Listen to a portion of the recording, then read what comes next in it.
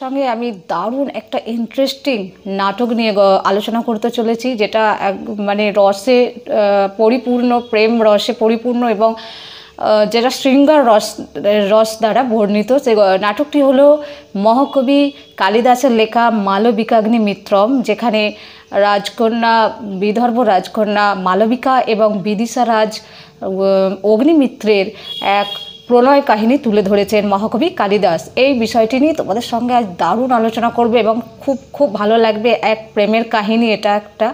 তবে তার আগে বলে রাখি যে আমার এই চ্যানেলটি তোমাদের ভালো লেগে থাকলে তোমরা অবশ্যই সাবস্ক্রাইব করে রাখো এবং সাবস্ক্রাইব করে রাখার সাথে সাথে বেল আইকনটা প্রেস করে দেবে, যাতে আমার দেওয়া ভিডিওগুলো তোমরা সবার আগে পেয়ে যাও। আর এবার চলে আসি গল্পে। প্রথমে বলি, মহাকবি কালিদাস ছিলেন সংস্কৃত কাব্য সাহিত্যের দরবারে এক অনন্যতম বা অন্যতম এক মহাকবি, এবং তিনি এই সংস্কৃত কাব্য সাহিত্যের ইতিহাসে রাজপুত্র রূপে বা রাজপুত্র নামে অভিহিত ছিলেন। আমরা কি জানি? আমরা জানি ইংরেজি সাহিত্যের ক্ষেত্রে যেমন শেক্সপিয়ারের নাম পাওয়া যায় বা পাই, তেমনি আবার যখন বাংলা সাহিত্যের ক্ষেত্রে আমরা যখন রবীন্দ্রনাথের নাম পাই, তেমনি সংস্কৃত কাব্য সাহিত্যের ক্ষেত্রে আমরা মহাকবি কালিদাসের নাম পেয়ে থাকি। মহাকবি কালিদাসের লেখা এই সুন্দর প্রণয় কাহিনী নিয়ে বর্ণিত মালবিকাগ্নিমিত্রম নাটকটি অতি মানে শ্রেষ্ঠ এবং অতি অন্যতম এক নাটক বলে মনে করা হয়, এবং এই নাটকটি তার সব নাটকগুলির মধ্যে প্রথম নাটক বলে মনে করা হয়।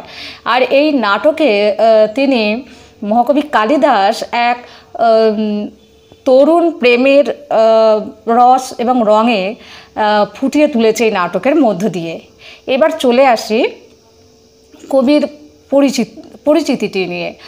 মহাকবি কালিদাসের আবির্ভাব এবং তার ব্যক্তিগত জীবন যে অন্ধকারে এক অবগুণ্ঠনে গুণ্ঠিত ছিল, তো সেই বিষয়ে থেকে আমরা সিদ্ধান্তে উপনীত হতে পারি যে তিনি অশ্বঘোষ এবং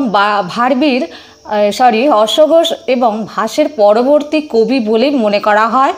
সেই অনুমান অনুযায়ী বলা যেতে পারে বা অনুমান করা হয় তিনি চতুর্থ শতকের শেষ অর্ধে বা পঞ্চম শতকের প্রথমে বর্তমান ছিলেন বলে মনে করা হয়। এবার চলে আসি মালবিকাগ্নিমিত্রম এই নাটকটির সম্পর্কে কিছু জেনে নিয়ে আগে। মহাকবি কালিদাসের লেখা মালবিকাগ্নিমিত্রম নাটকটি ছিল এক দৃশ্য কাব্য শ্রেণীর নাটক। এখানে মানে শৃঙ্গার রস নিয়ে রচিত হয়েছে এই নাটকটি। শৃঙ্গার রস অর্থাৎ এখানে প্রেমের কাহিনী তুলে ধরা হয়েছে এবং খুব সুন্দর একটা প্রেমের কাহিনী। বিদিশা রাজ অগ্নিমিত্রের সঙ্গে বিদর্ভ রাজকন্যা মালবিকার একটা প্রণয় কাহিনী সুন্দরভাবে ফুটিয়ে তুলেছেন। আর 5টি অঙ্ক আছে শৃঙ্গার রসে পরিপূর্ণ এই নাটকটি। চলে আসি এবার আমরা আসল জায়গায়, যেটা হচ্ছে বিষয়বস্তু সম্পর্কে। আমরা জানি যে কি বিষয়বস্তু আছে এখানে। বিদর্ভ রাজকন্যা মালবিকা সঙ্গে বিদিশা রাজ অগ্নিমিত্রের এক প্রণয় কাহিনী 5টি অঙ্কে বর্ণিত করেছেন মহাকবি কালিদাস।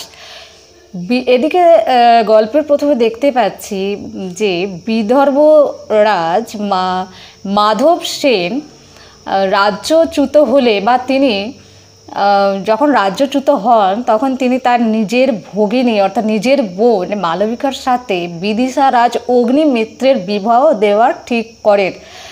বিদিশায় যাওয়ার পথে মালবিকাকে যখন দস্যুরা আক্রমণ করে, তখন অগ্নিমিত্রের সেনাপতি তাকে দস্যুদের হাত থেকে ছাড়িয়ে বা মুক্তি দিয়ে মানে তাদের হাত থেকে ছাড়িয়ে অগ্নিমিত্রের প্রথম স্ত্রী ধারিণীর কাছে তাকে তার সেবিকা রূপে নিযুক্ত করে। এদিকে দেখতে পাচ্ছি যে বিদূষকের কাছ থেকে মালবিকার খবর পেয়ে বা গল্প শুনে অগ্নিমিত্র তাকে দেখার জন্য খুব উৎকৃষ্ট হয়ে যায় এবং তার ছবি দেখেছে। ছবি দেখার পর তাকে সবসময় দেখতে একটা ইচ্ছে যাচ্ছে। এই জন্য বিদূষকের সাহায্য নিয়ে উদ্যানে যখন রাজা তার নিজের মানে বাগানে যখন মালবিকাকে দেখে তখন একে অপরের প্রতি একটা প্রণয় জেগে ওঠে এবং একে অপরের প্রতি একটা দেখে মুগ্ধ হয়ে ওঠে। যখন একে অপরকে প্রেমের ইঙ্গিত দিচ্ছে সেই সময় অগ্নিমিত্রের দ্বিতীয় স্ত্রী ইরাবতী সেই ঘটনাস্থলে সেটি দেখে ফেলে এবং রাজার সামনে মালবিকাকে খুব অপমান করে। তারপর ওখানে ওই খবরটা চলে যায় প্রথম স্ত্রী ধারিণীর কানে। ধারিণী সেটা শোনার পর মালবিকাকে ঘরে বন্দি করে রাখে। অনেক চেষ্টার মাধ্যমে বা অনেক চেষ্টার পর বিদূষক তাকে ঘর থেকে ছাড়ে, মানে বন্দি মুক্ত করে নিয়ে আসে। এদিকে দেখায় বিদর্ভ রাজা যখন রাজ্যচ্যুত হয়ে গেছে তখন পরাজিত হয়ে গেছে এবং সেই ঘটনাটা সবার সামনে চলে আসে এবং জানতে পারে যে ওই বিদর্ভ রাজ্যেরই রাজকন্যা হলো মালবিকা। এই খবরটা শোনার পর ধারিণী তো বুঝতে পেরে যায় তার আসল খবর বা আসল তথ্যটা মালবিকার। আবার এইদিকে ধারিণীর জ্যেষ্ঠ পুত্র বা তার পুত্র যখন যবনদের পরাজিত